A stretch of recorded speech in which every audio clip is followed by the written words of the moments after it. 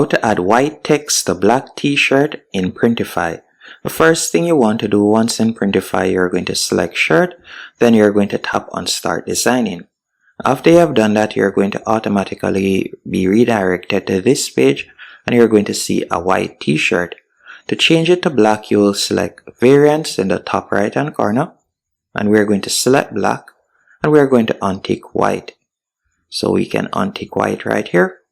After you have done that, all you'll need to do now is go over to the top left hand corner and select add text.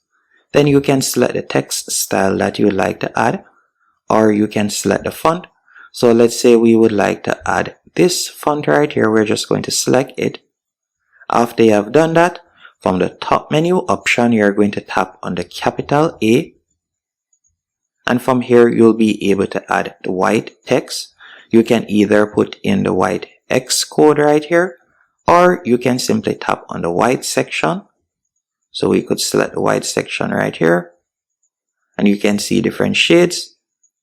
Once you have found one that you like, you can see it right there, and you could type out the text. So we can type out whatever text we want by simply selecting the text box, and you could type out your text right here, and that's it.